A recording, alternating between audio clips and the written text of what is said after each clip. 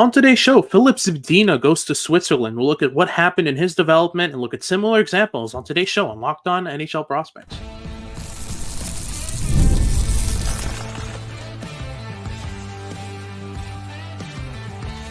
You are Locked On NHL Prospects, part of the Locked On Podcast Network. Your team every day. And welcome back to Locked On NHL Prospects, part of the Locked On Podcast Network, your team every day. On this podcast, we break down everything prospects related for you 5 days a week, Monday to Friday. I'm Hadi Kalakash, QMJHL scout for Elite Prospects, with Sebastian High, USHL scout for Elite Prospects. And on today's show, we'll be breaking down Filip Zadina going to Switzerland. So it seems like the development hasn't worked out the way it could have in Filip Zadina's case, who made some pretty interesting promises when he was drafted, and things kind of hit the water after that. We'll look at what happened in his case and why he's going to play in Europe now. We'll look at similar examples as well of pure scorers, pure shooters who failed to succeed in the NHL. That's going to be in the first segment. In the second segment, we'll look at some question marks, some players who are either on the fence or it's too early to tell, the likes of Cole Eiserman, Matvei, Michkov, these types of players, kind of what we think is going to happen in their cases as similar kind of shoot first wingers. And then in the final segment, we'll look at success stories of the similar mold, the likes of Owen Tippett and Cole Caulfield and Jonathan Marchessault and all those good guys. But before we get into any of that, today's episode is brought to you by FanDuel. Make every moment more. Right now, new customers can get up to $150 in bonus bets with any winning $5 moneyline bet. That's $150 if your team wins. So visit FanDuel.com/lockedon to get started. If you're watching on YouTube, as always, remember to like and subscribe. Leave us a comment letting us know what you think of the episode, what you want us to talk about next. If you're listening on your favorite podcasting platform, please leave us a rate and review and make sure to make us your first listen of the day. Let's get started right away with Filip Zadina. And I think we could start at the beginning here with his draft year. Played with the Halifax Mooseheads, had a pretty good season, was projected to go pretty much top 2, top 3 the whole year. Back in, I want to say 2018. It's 2018, right? It was indeed 2018. Cool. But yeah, especially, with Montreal picking a 3rd overall, a lot of people had Zadina going to Montreal at 3. Remember the Kotkaniemi ladies' reaction when the Habs didn't pick Zadina and went instead for Jesperi Kotkaniemi. I wouldn't say either one worked out, but in Zadina's case, the development never hit the stage that it could have, right? It did not, unfortunately, and he was such an exciting player in his draft year. There wasn't all that much skepticism with his projection, looking back to that draft cycle, because he's so dynamic offensively, a really good skater, very agile, really good puck handler, and a wicked release. I mean, in his draft year with Halifax, he scored 44 goals and 82 points in 57 games. Like, the production was off the charts good. He played well at the World Juniors as well, scoring 7 goals and 8 points in 7 games for Czechia. And and even in his D+1, he played a really good AHL season as a 19-year-old, scoring 16 goals and 35 points in 59 games. Like, there was a lot to like in his profile. Not the biggest player in the world, but not undersized either, especially with his strong basis of mobility and dynamism with the puck. He was 6 feet, 196 pounds, left shot winger. That's a perfectly fine frame in the NHL when you do have those other skills to kind of compensate. A really intriguing prospect at the time, and clearly did not quite go the way that he had hoped. I mean, he was like bought out from his contract, or was it a mutual termination of the deal? I'm not sure what the. Yeah, it was something in that range. I don't remember specifically what happened with the contract itself, but either way, the contract ended on that side, and with Detroit, and then he signed with San Jose for 1 season, scoring 13 goals, 23 points, and now he's off to Davos in the National League in Switzerland, which is a league that's quickly getting significantly better. Yeah, for me, it's even leapfrogged Finnish Liga and talent overall. Easily. The NHL has the guys who don't make the NHL and don't want to stay in the AHL oftentimes go to Switzerland for their play, not just because the money's great, but because it's gotten better and better in terms of overall talent league-wise. Overall, that's kind of the progression with Zadina that led him to Switzerland. I want to talk about why exactly it didn't work out, because with Zadina, it really seemed like all signs pointed towards a fruitful career, at the very least as a middle six winger, a middle six goal scoring winger. I think the issue was with Zadina, there was an over-reliance and an overconfidence in his goal scoring skill And once he hit a level where that wasn't enough, or being a good shooter wasn't enough to beat NHL or AHL goalies, his game started to fall apart slowly but surely. Because NHL goalies are a different breed, especially. They'll save things that even career AHL goalies aren't able to save. It's a different ball game once you get to the NHL in terms of quality of goaltending, quality of defense, and with a player who relies so much on his shot to produce. I think the main issue with Zadina was I don't think he really had anything else in terms of offensive traits that was polished enough in order to support his goal scoring, get him in the right spots, regardless of who he's playing against. A lot of his sequences were kind of, powering through defenders on his way to the net, or, parking himself in an area and relying on other on defensemen to forget him, or, get confused in coverage or that kind of thing. So the end product was you have a guy with a great shot who just barely gets to use it, and only gets to use it from the outside, or from positions where the goalie isn't screened, isn't forced to move, is square to the puck. That result, I think, it's one we've seen already, right? Like, this isn't the first time we've seen this type of profile kind of fall apart once you get to the NHL, just because everything ramps up and you need to adapt, and adaptability is key in the NHL. Without that, you kind of fail. Thinking of Alex Holtz, for example, right? He's a great example of, at least so far, a player who has struggled to live up to the expectation, which was, oh, this could be a 40-goal scorer. Remember those conversations Yeah. in 2020? Absolutely, I remember those. I mean, there's a reason that he got picked inside the top 10 at 7th overall by the New Jersey Devils just 4 years ago. But as you mentioned, an absolutely wicked shot in his draft year. I mean, he was playing a lot of SHL minutes with Jurgens alongside Lucas Raymond, and he scored 9 goals and 16 points in 35 SHL games as a draft eligible, which is good production by all accounts. And yeah, it's been a bit difficult to take that final step. I mean, last season he got closer to the 20-goal plateau, scoring 16 goals and 28 points, 382 games, but it wasn't enough to cement his spot in New Jersey, so he got dealt to the Vegas Golden Knights in the offseason at the draft. So we're going to see how he's able to kind of fit into that system. Vegas needs some more goal scoring help now that Jonathan Marchessault has been shown the door, and if Holtz can take that step and score 20, 25, maybe more goals, then I think that'll be great for his development. But it's certainly far from a certainty, let alone a likelihood at this point in his development. But definitely a player that we can learn a lot from kind of seeing what stood out in his draft year, because it was his shot almost exclusively. He was a player that leaned on his shot almost exclusively, and that polish in his game supporting that goal scoring always lacked. But the shot was so good that there was so much hope that it would just be enough anyways, which was the same with a couple other players in the last couple of years of the draft, like going back a little bit later on, like before the Holtz draft, like Oliver Wahlstrom, for instance, who was picked 11th overall by the Islanders in 2018, a 6'2", 200-pound right shot sniper who like lit it up with the NTDP in his draft year, scoring 48 goals in 62 games. But he struggled massively to even make the step in the NCAA. He only played one season of college hockey with Boston College before signing his deal. And in that one season, he scored 8 goals and 19 points in 36 games. So even that one leap in competition was a bit too much for Wahlstrom. But there have been many players that have gone through the draft that rely so heavily on their shot that, as you mentioned in Zadina's case, when the quality of competition takes that big step forward, when you are playing the best defenders in the world, when you are playing the best goaltenders in the world, your shot might not be good enough to get it done at that level. Alex Ovechkin can do it. That doesn't mean that every single prospect can. Yeah, and beyond that, I think the most important part about being such an elite goal scorer is surrounding that with good skills. That's how you beat NHL goaltenders. That's how you beat NHL defensemen. Is through your habits, your reads, your timing, your tempo. Those are the things that beat NHL goaltenders and defensemen. If you just have a great shot, doesn't matter how great it is, you're not beating a starting netminder of the NHL from 45, 50 feet with a release. It's just not going to work No. out. Yeah, a couple more examples. More recently, I'd say a bit more controversial as well. Capo Caco and Jesse Puljujärvi were two players as well who relied heavily on their frame and their shot in order to create. And so far for either one of them, it hasn't really worked out as well as it could.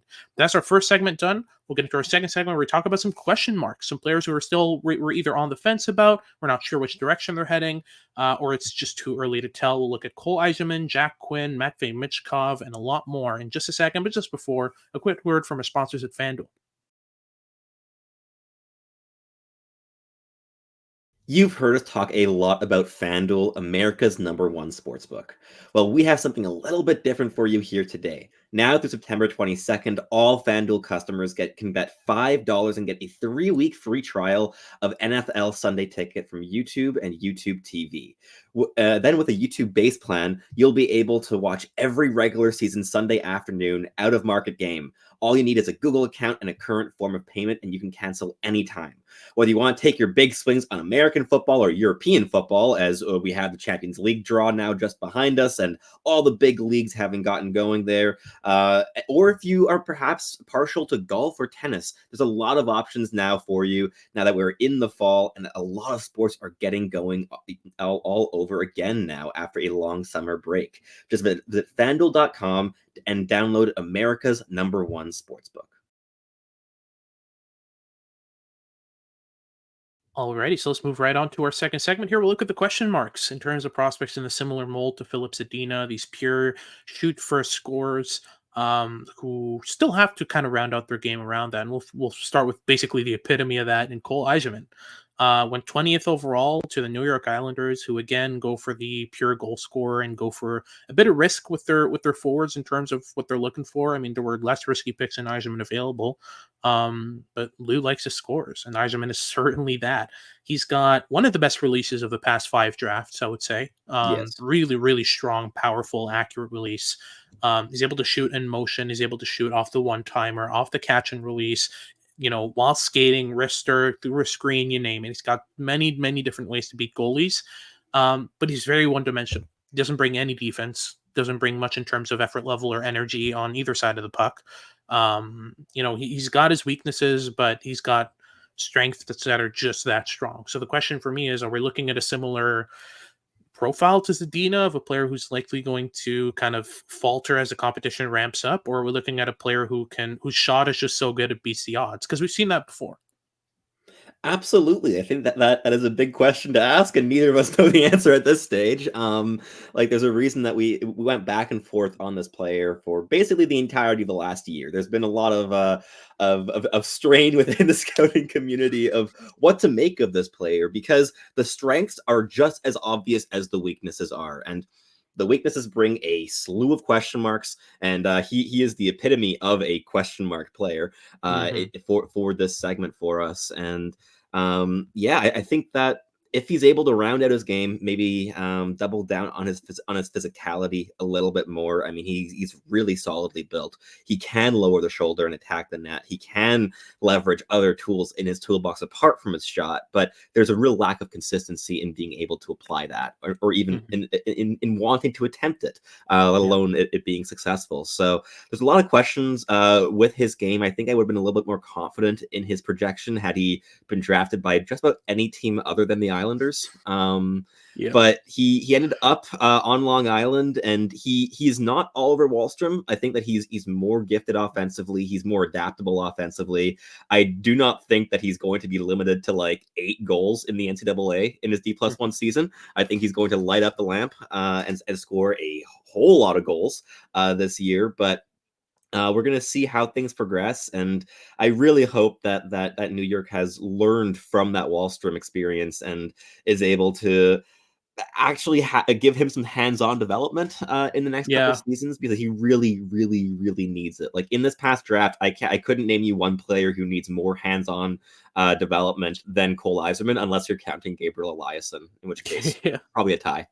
Well, I mean, just how much can you develop a license is the question. But either way. That's the question too, yes. Yeah, but regarding Cole Eiserman specifically, I mean, if we compare him and Zadina, definitely a way better shot than Zadina. Zadina is a pure goal scorer with a great shot, but not an elite shot. Cole Eiserman's a goal scorer with an elite shot. On top of that, better physically in terms of his capacity to drive the net. Again, the will to do it isn't always there. The capacity is certainly there. Drop the shoulder, drive the net. And the thing that really gives me pause with Eiserman is when he combines the shot, the net drives, and the off-puck movement, which is also elite in this case. You've got the package for an NHL goal scorer right there. And if he makes a top 6, he's staying in the top 6 regardless of what happens, in my opinion. He's going to score 35, 40, maybe even 50, 60 goals given the right circumstances and the right teammates. 60 is optimistic, perhaps. The NHL is moving towards more offense, Sebastian. I was just going to say that. But yeah, it is. But he's got the shot for it, is what I'm trying to say. And the off-puck movement's great, and then that driving's great. And when he combines those 3 elements, he's great. It's just keep him away from your own zone, just for your own team's good. But let's move on to some more question marks. We have a couple of players to look at here. First and foremost, Jack Quinn, real quick. In this draft year, I was higher on Marco Rossi, who was his line mate, than Jack Quinn. Jack Quinn ended up getting picked a couple picks before Marco Rossi, which came as a shock to me because I saw both and saw Rossi as the much more complete, much more polished player. But Quinn developed fairly well in the last couple of years. He's added some playmaking tools. He's added some dynamism to his game. He's gotten more responsible defensively, more physical, more willing to use a shot in the right moments rather than spamming shots every chance he gets. So he's an interesting prospect in terms of the other option there. Instead of doubling down on scoring, just fine-tuning your goal-scoring tools as much as possible and developing a toolkit around that, just adding more arrows to your quiver, just getting better in more areas, getting more complete, rounding out your game is also an option.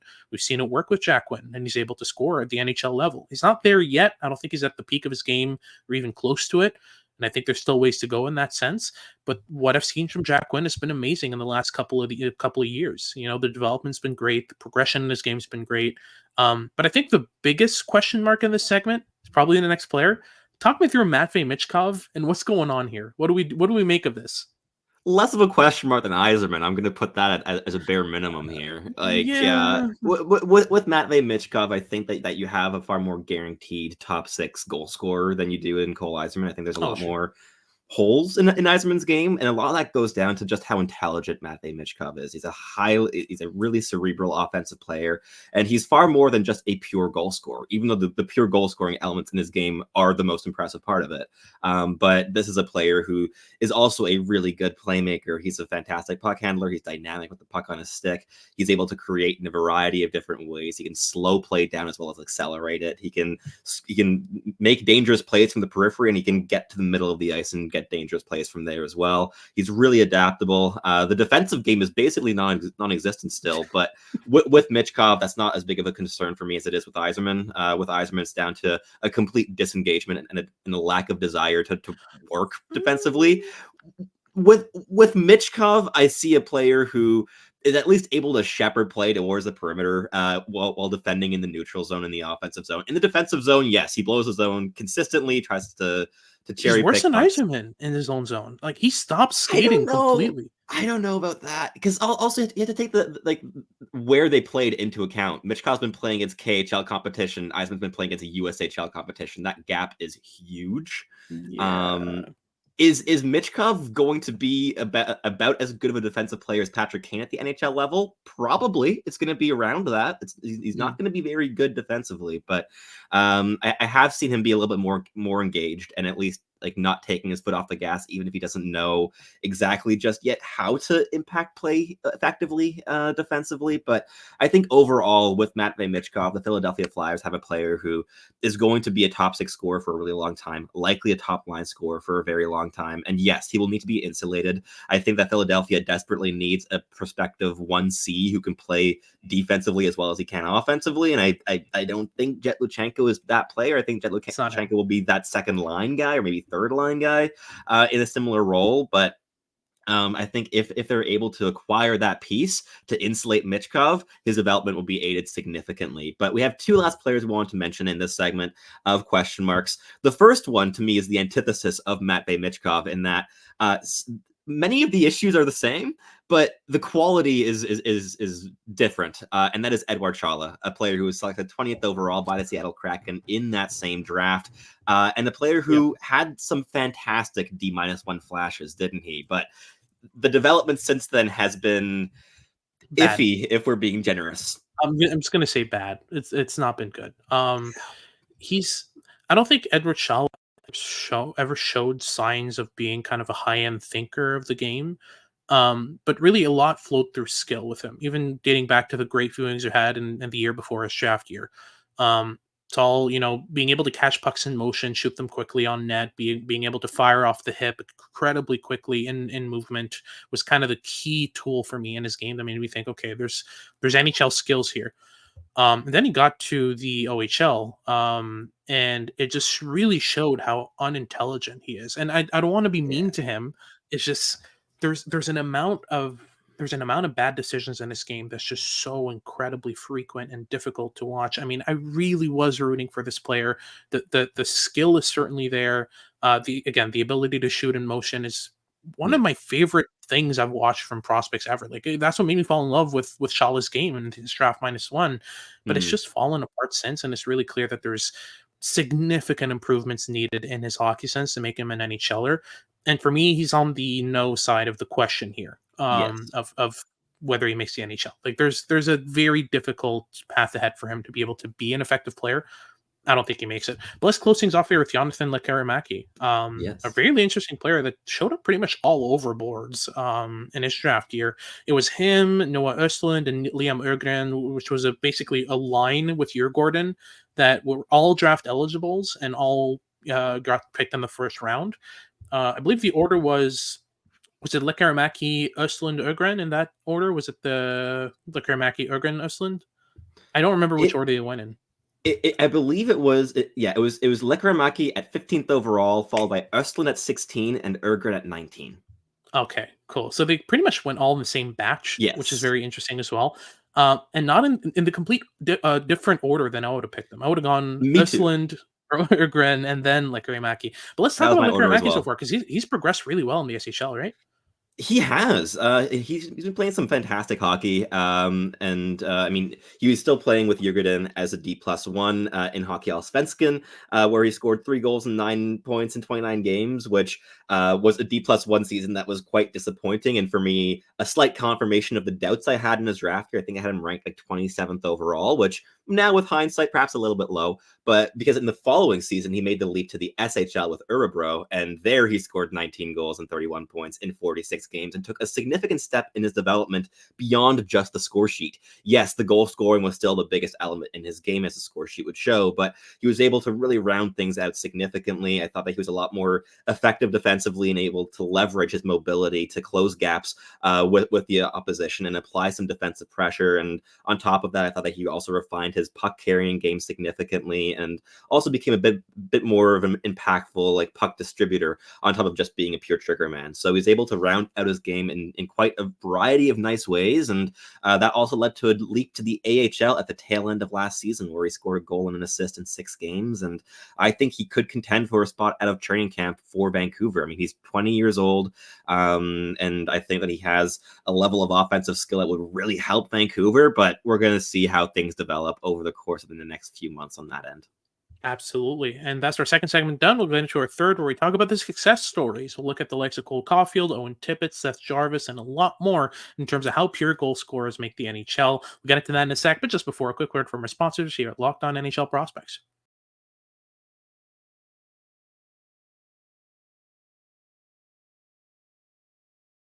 Alrighty, so let's close things off here in our final segment by talking about the success stories in terms of pure goal scorers and what they've done to make the NHL and stick to it. I think we could start with Cole Caulfield because he, I think, was the one with the most question marks around his game. And as a 5'7" goal scorer, the issue was, okay, how is this kid gonna be able to evade pressure, handle 6'2", 6'3", 6'4" defensemen? What does he do with that? I think really what Cole Caulfield did that was so successful for his game was build his goal scoring around his off puck movement and his ability to change the angle of his shots, rather than building his game around pure just velocity on his releases. He wasn't just beating goalies clean. He was beating them to their posts. He was finding holes in coverage. He wasn't just blasting pucks through goalies. He was placing pucks in the right spots. I think that's the key difference for me between him and Zadina. Zadina was relying a lot on power overall in this game, whether it was shooting straight through a goalie, whether it was trying to power his way to the net, which he wasn't really able to do at the NHL level because his physicality wasn't refined or polished or mechanically sound. It was just he was trying to power through players who he couldn't power through on strength alone. Cole Caulfield doesn't do any of that. He's an off-puck mover. He finds spots incredibly well in the offensive zone, parks himself in little areas, but also moves very slightly to open up passing lanes, and then capitalizes with quick touches. The puck doesn't stay on Caulfield's stick for long unless it's on the power play. That's the only situation I've really seen Cole Caulfield handle the puck for more than a second at a time. Otherwise, it's give and goes, retrievals down low into rim passes, catching pucks in the slot and rifling them on net. That's Caulfield's game. It works really well for his size. But we have the complete opposite next in Owen Tippett. Talk me through what made Owen Tippett a success story in the last couple of years here for Philly. And he took some time as well, right? He certainly did. I mean, he was developing for quite a few years in that Florida Panthers system and just wasn't taking that final step. And where Cole Caulfield, as you mentioned, is really pacey on the puck, especially at even strength, keeping his puck touches very short, really leaning into the give and go game. Owen Tippett is a lot more physical of a player. I mean, he's 6'1", 209 pounds. He's a right shot winger, and he's a really, really quick skater as well. He's not the prettiest of skaters. It's not like the really gorgeous skating mechanics that he has in this game, but he has a lot of lower body power and a really high stride rate, and he just powers his way up the ice, and he forces his way to the middle lane. He gets to the dangerous areas, whether defenses want to let him get there or not, and that's been translating to a lot of goals at the NHL level. He scored 27 and 28 goals in the last 2 seasons, respectively, adding to that 49 points and 53 points in those 2 years as well. So a player who is scoring more goals than he has assists at the NHL level with the Philadelphia Flyers after having been traded in that Claude Giroux deal, and a player who, as I mentioned, he uses his physicality and his speed to really to support his goal scoring ability, and rather than perhaps a high end, like cerebral, like small area type of game, like we see with Cole Caulfield, where he's able to find those tiny gaps, whether it be in terms of space on the ice or tiny gaps in coverage or gaps in goaltenders positioning. Tippett is less cerebral and more just ram the puck into the net and by any means necessary. But another player that was a success story in this mold of like a goal scoring winger who is able to surround that goal scoring with a variety of different skills that really, really elevate his play. Seth Jarvis, we talked about him yesterday. He just got a massive $7.5 million AAV extension for 8 years with the Carolina Hurricanes. And he is not only a goal scoring winger, not only a high end defensive player, but one of the best board battlers in the league at 5'10". Absolutely. And what's so interesting with Jarvis is, I think the Jarvis and Tippett and Cole Caulfield conversation really shows a juxtaposition of what you need to be a good goal scorer in the NHL as a shoot first player. Cole Caulfield is all about soft skill, moving pucks quickly, being able to handle around sticks, being able to shoot through screens, placing pucks in the right areas on goal. Owen Tippett and Jarvis are a lot more about energy and power and drive. I'd say Tippett to a more extent in terms of that power element than Jarvis, but Jarvis is certainly capable of leveraging his hard skills. So you have soft skills on one side with Caulfield, also with, Cal Connor, Lucas Raymond, those types of players. And now the other side of that, you have Owen Tippett, Seth Jarvis, Jonathan Marchessault, Timo Meier, Steven Stamkos, Austin Matthews, where it's a lot more about hard skill as well. Some players are able to combine the two. Obviously, you have Matthews, who's the best of both worlds. He's a generational goal scorer. But most players have to settle on kind of specializing in one and being just at least average in the other. I think a big progression, for example, in Caulfield's game is he's gotten better at using his body along the boards, winning board battles. At one point, I think the turning point for me was I saw him reverse hit Charlie McAvoy to create enough separation to move the puck, to continue moving the puck, and it led to a goal for Montreal. So, you need to be at least average in one and excel in the other. And ideally, if you can excel in both, is great. But I think that's where the conversation is hard skill versus soft skill. Either one will get you at least somewhere in the NHL if you're able to specialize in it. Owen Tippett, hard skill, drive the net, power through players, just outskate everyone. He was, I think, the fastest skater in the NHL last year. Just Possibly, yeah. incredibly powerful and stride. He drives the net, and with Caulfield, you have the opposite of that. So I think that's really kind of the conversation on that side is if you want to be a goal scorer in the NHL, if you want to be a shoot first player in the NHL, you either need to refine your hard skills until you're able to be, in order to be able to get to areas, to beat goaltenders post to post, drive the net, that kind of stuff, and that's how you score your goals. Or you specialize in soft skill, you specialize in short puck touches, you specialize in pace of play. Is there anything you'd like to add to that?